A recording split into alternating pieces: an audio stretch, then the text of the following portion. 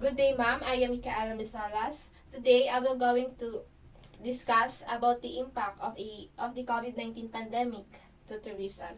So, in this topic, the content is about tourism organization that we choose, their objectives, values, and our proposal and the action plan. So, APEC, or Asia Pacific Economic Cooperation, is a regional economic forum established in 1989 to leverage the growing interdependence of the Asia Pacific. APEC also a international tourism organization that aims to create greater prosperity for the people of the region by promoting balanced, inclusive, sustainable, innovative, and secure growth, and by accelerating regional economic integration.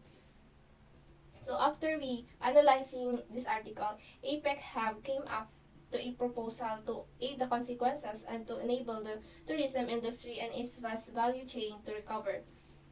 This proposal is to create a forum that involves cooperation between stockholders, industry's members, and government. Also to talk about the extension of the region's free and open trade agreements to other region or country to promote tourism via trade between countries and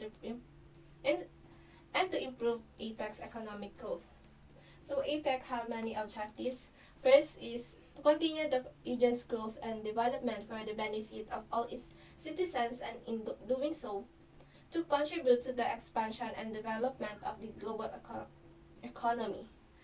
Second, to promote sustainable economic growth. So, nakafocus po talaga ang APEC sa economic growth. Sunod is the trade and investment and prosperity in the Asia-Pacific region that can boost local economies, generate employment growth, and contribute to the general prosperity of member economies by promoting tourism development.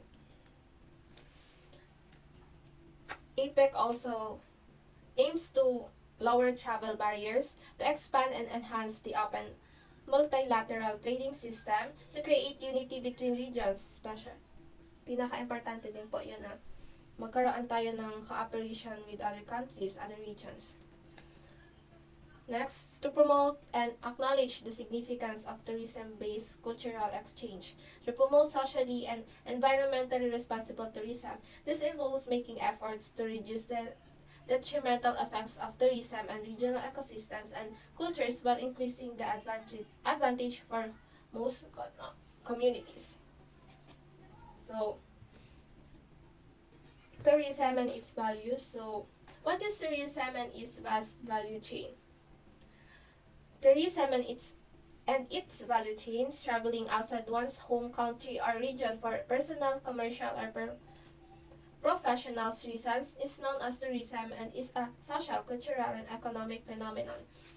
It is an expansive sector of the economy and is oriented toward secure exploration and recreational travel. It includes a broad range of tasks and offerings such as travel, lodging, super and drinks, entertainment, and more.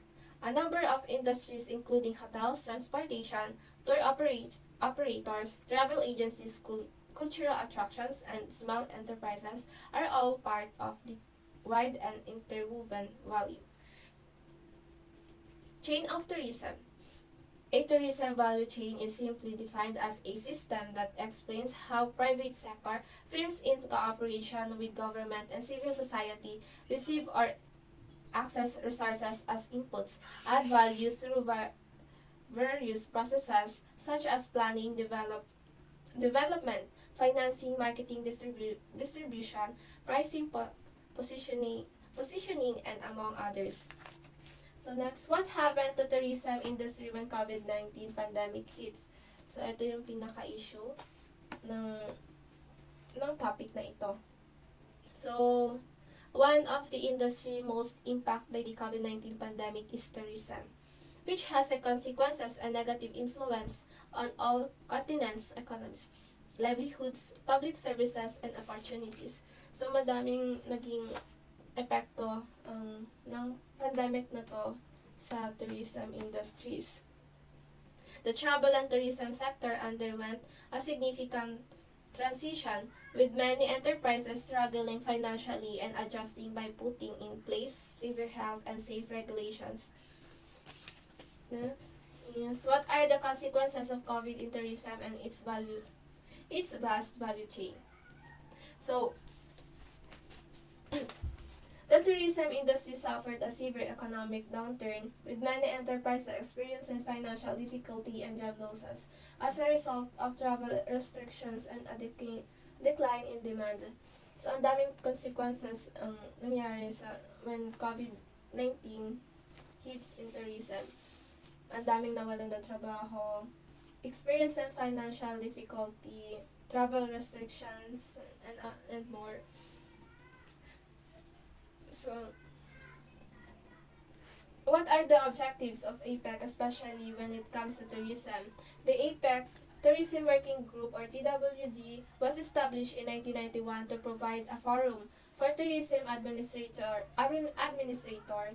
of APEC nations to exchange ideas, share information, and identify areas of mutual interest in trade, tourism, and public policies that will assist the region economic development through travel and tourism.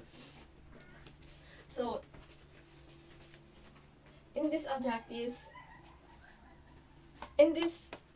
working group, in-establish na po ito noong 1991 para sa tourism administrators, para mas ma-share nila yung mga ideas, yung mga information na gusto nila ma-share sa iba na interest for our economic growth or economic development through tourism and travel.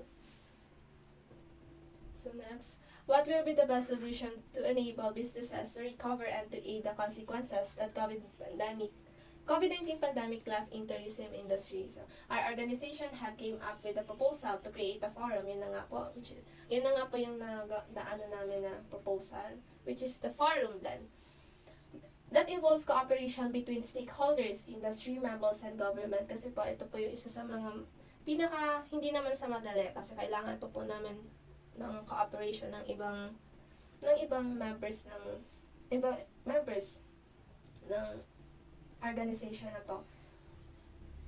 So, also to talk about the extension of the region's free and open trade agreements to other region or country. This is to promote tourism via trade between countries and to improve APEC economic growth.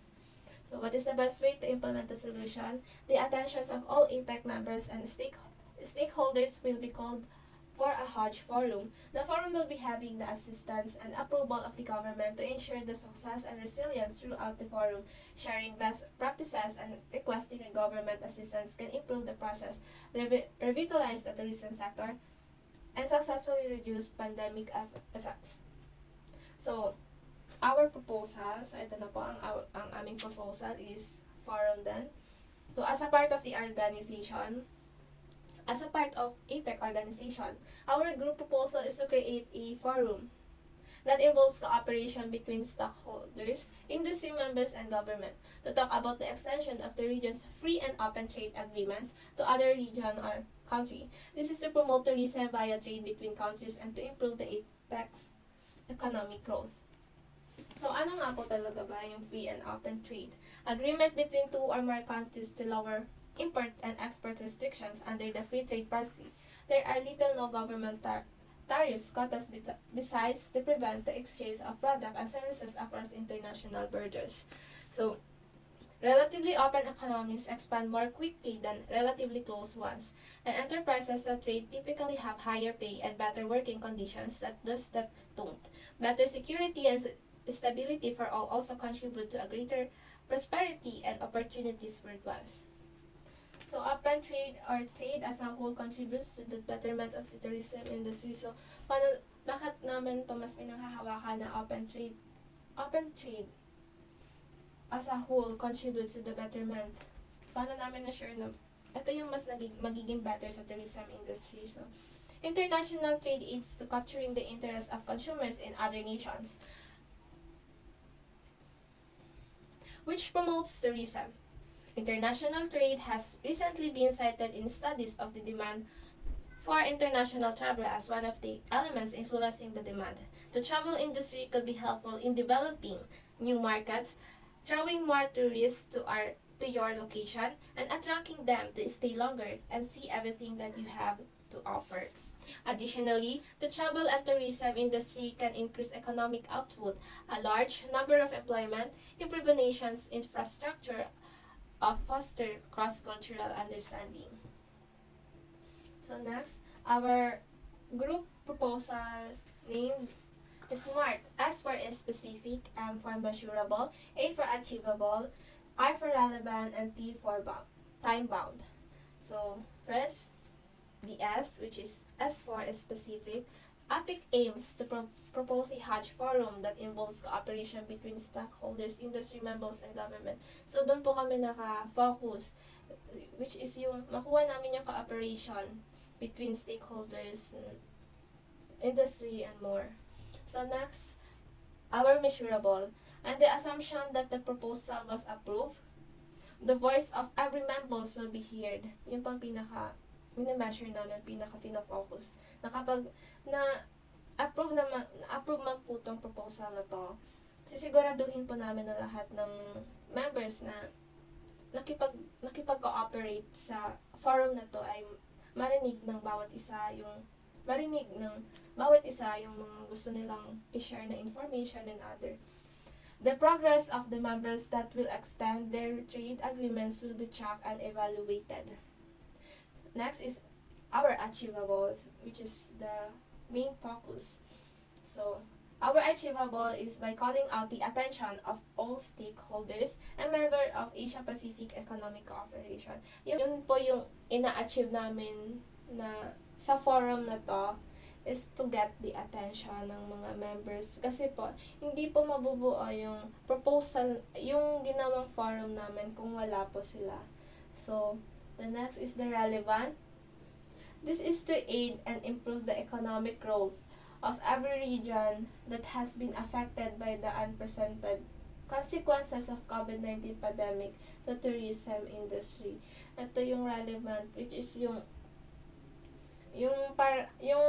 kinuhanan namin ng reason ba't kami gumawa ng proposal ng which is the forum is para mas matulungan ng APEC sa naging impact ng COVID-19 sa tourism industry. So next is the time bound. So ang time bound namin is sa September 23, 2023 as soon as possible para po mas effect yung forum na yun. Yun lamang po. Thanks for watching.